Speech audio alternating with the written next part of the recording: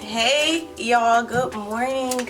Well, it's morning for me. It's actually 6:07 a.m. here in Houston, Texas, but that's okay.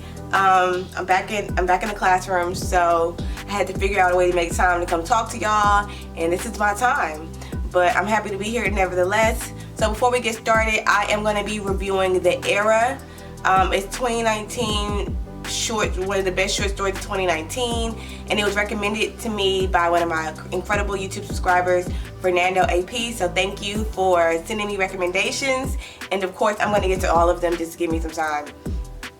Before I get started with this review, make sure to check out my store, my website. This hoodie is available online on my website as well as on Amazon, and of course my book is also out, Fuzzy Socks, my first children's books. Orders have been overwhelming. I finally caught up on everything, so I'm excited to ship more out. So please, please, please make a purchase. Support me, support that. That's on my website, that's on Amazon, that's on Barnes & Noble, that's every bookseller out there. So now that that's done, I want to get into the review. Make sure you treat this video like you would your favorite restaurant. If you loving it, you enjoying it, go ahead and tip your host. You can tip me one of three ways, or a combination of all three, by liking, commenting, and subscribing. These really help me to make my channel grow and allow me to get a little extra check from YouTube if I can reach a certain amount of subscribers, so everyone counts. So thank you in advance.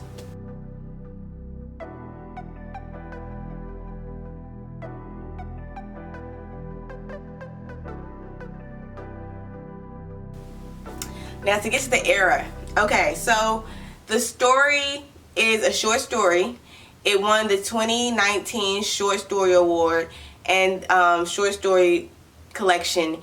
And this collection was apparently so hyped up that it made it to the New York Times bestseller list, which is really surprising because short stories collections really rarely make it to the bestseller list for the New York Times. It's easier to use it as a novel. So congrats to them. Congrats to the author. The story actually got a lot of feedback. It got a lot of feedback. So let's talk about the story. A little about the plot. So it is set in the future.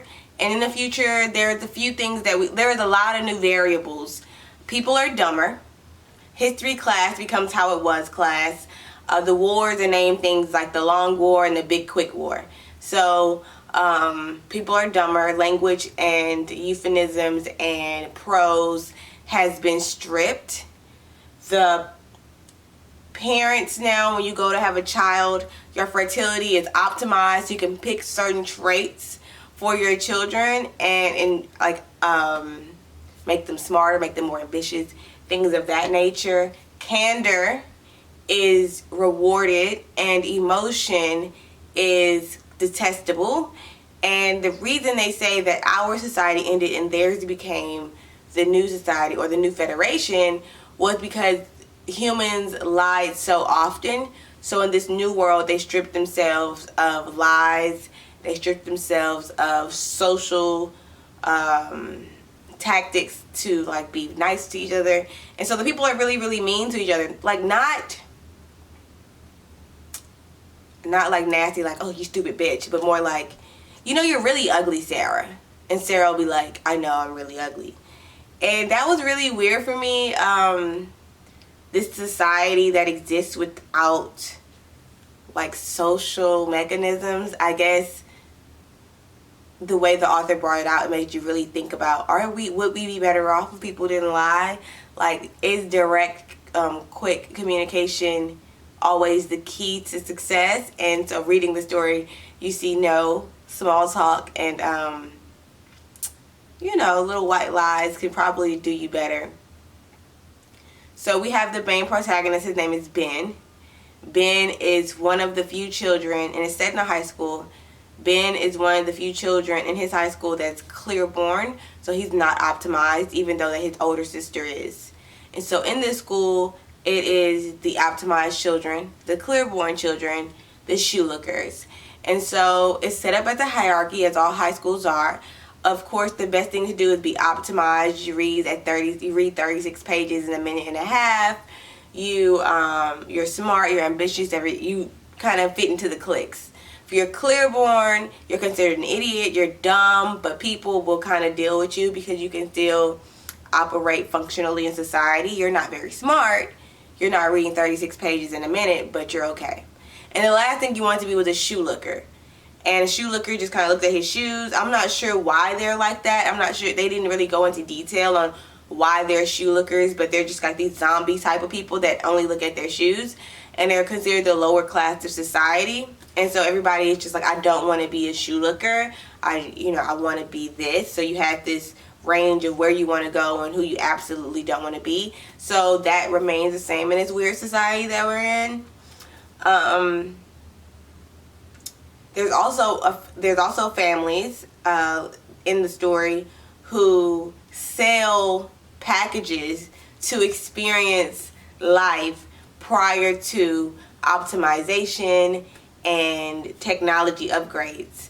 So in a society, if you're optimized or not, they have a drug too. The drug is simply called good.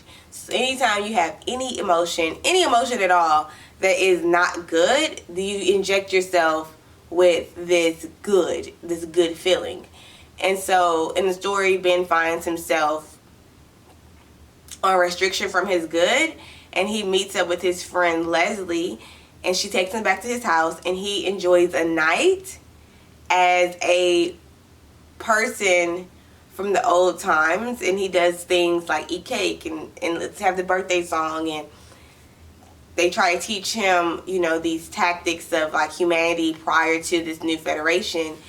And the story overall was creepy. It was like a dystopian, futuristic Mean Girls, in my opinion. It was a futuristic, dystopian Mean Girls. Sorry, guys. Sorry. So that's what I really saw a lot of, just like this mean, nasty attitude for no reason.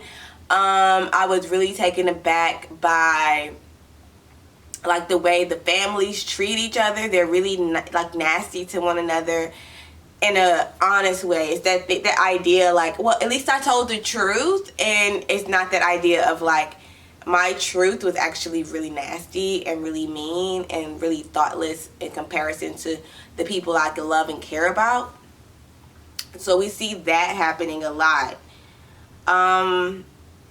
The story is a creepy story. When I finished it, I was like, okay. And I had to see it because I read it Sunday. I think I even told Fernando, like, I read it Sunday, and I'm just now getting here to talk about it because it really unsettled me. Like, it was like, what is this?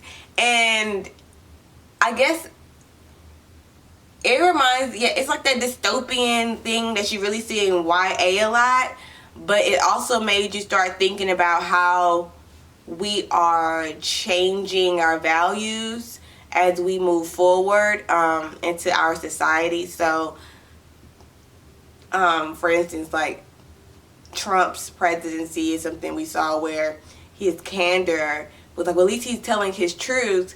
They didn't really think about the social aspects of like what he's saying on such a large platform and how that influence will impact our society. And so now we're seeing that when we're not careful with what we say, we're not careful with what we do, and we're not thoughtful about how our words impact others and influence others, we can really have detrimental effects. And life can be really nasty. Like, I can say I didn't see anyone in this story that came off as happy. Not the Clearborns, not the family that sold the packages, not the optimized people. Like, no one seemed happy or content with their lives. Everyone seemed miserable. The teacher was openly miserable.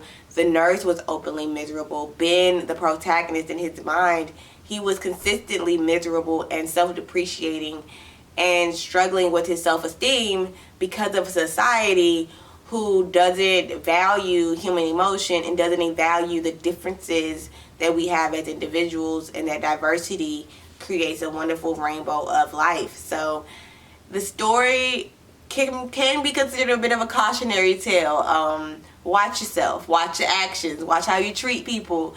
Not to take so much thought on being honest, and maybe a little more thought on being kind, and how much kindness can really help us as a society. It's probably one of the most underrated things. It's kind of cheesy to even be talking about, but now that I'm talking, yeah, I think one thing that the whole society was devoid of was kindness. Yeah, but that's my review of The Era, the short story. I wish I could say her name right, but I'm going to tag it, of course, in the title.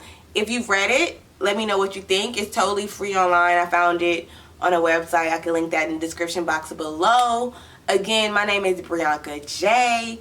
I appreciate you guys coming to my channel. Make sure you like, comment, subscribe. Go pick up some merch. Go buy a book for your niece, your nephew, your baby. Shoot me some love. I appreciate y'all. Such a blessing to sit here with y'all, man. Y'all don't know how much I appreciate this little community I have on YouTube. So don't forget me. Keep showing me all that love. I'm going to keep showing y'all love back. I answer every comment. I answer everything. So what's goody? I'll see y'all next time. Bye-bye.